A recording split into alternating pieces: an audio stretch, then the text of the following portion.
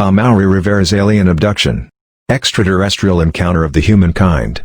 By Amaury Rivera Toro. Translation by Gualberto del Toro. Copyright 2011. Forward. Our species needs, and deserves, a citizenry with minds wide awake and a basic understanding of how the world works. Carl Sagan. A treasure is revealed in the pages you are about to read. The nature and implications of the events narrated in this book could contribute or even lead the way into a course of action that may very well determine the future of this Earth's humanity. Mr. Amaury Rivera's story not only answers the age-old question of are we alone? But it also reveals an almost unimaginable realm of possibilities that are most definitely within our reach and that can bring about a monumental shift in our reality.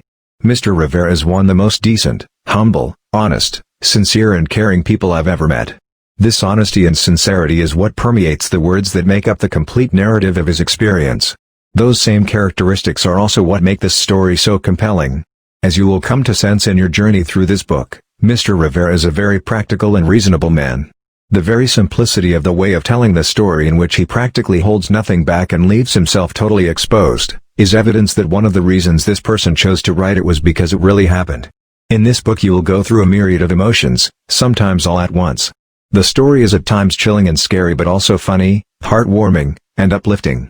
It will also, if your mind is up to it, present you with statements that will most likely call forth an expansion of consciousness which, again, if permitted, will provide a range of possibilities that will widen your current state of literal and metaphorical vision.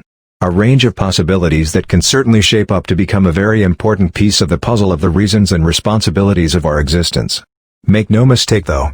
With Mr. Rivera's approachable, sensible, and honest tone, comes also an inevitable rawness that will put you face to face with a reality we cannot ignore, and that is a matter of great concern.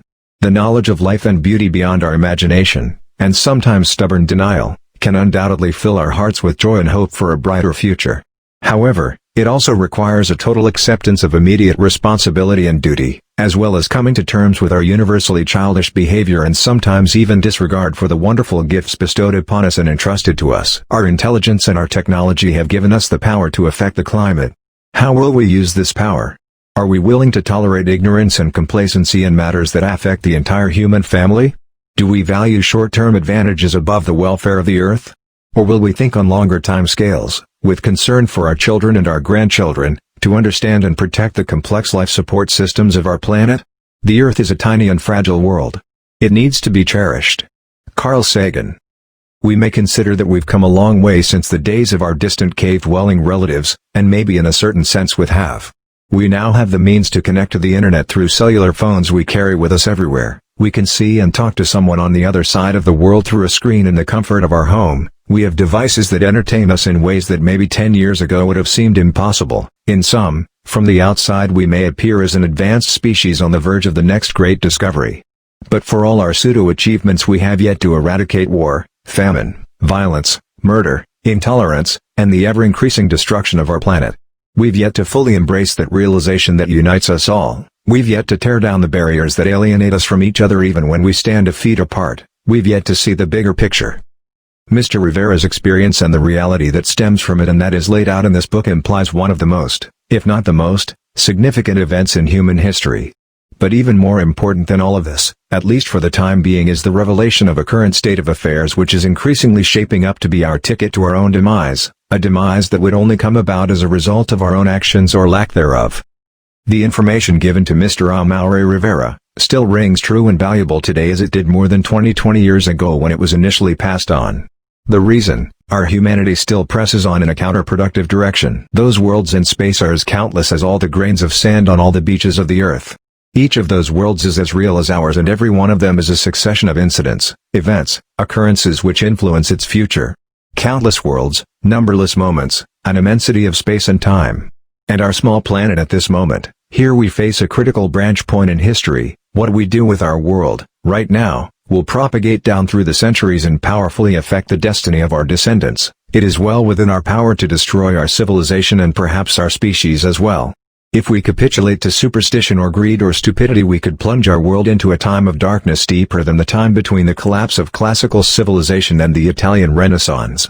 But we are also capable of using our compassion and our intelligence, our technology and our wealth to make an abundant and meaningful life for every inhabitant of this planet. Carl Sagan.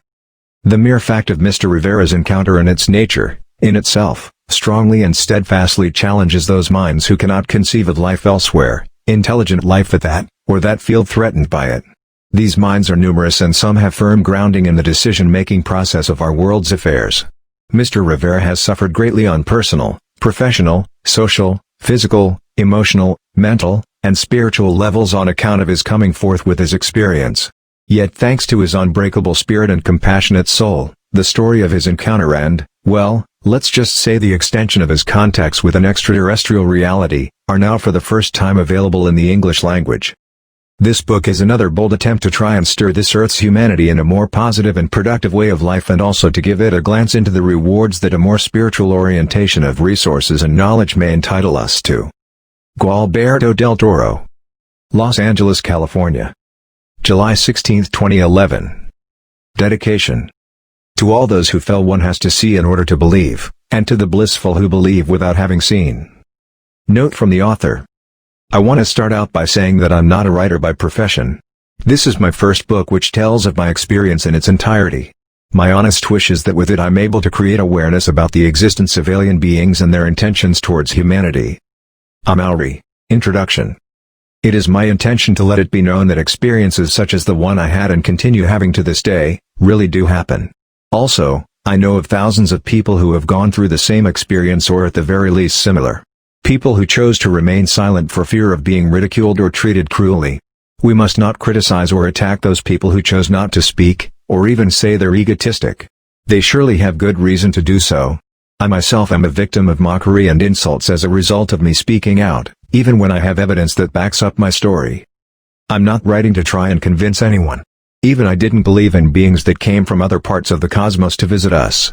I have to see in order to believe, and there is no other way I would have believed in the existence of extraterrestrials beings. If the day ever comes that I come in contact with fairies, only then will I believe in fairy tales. But if you think about it, who's to say that fairy tales didn't originate from extraterrestrial encounters in the past? This I don't know.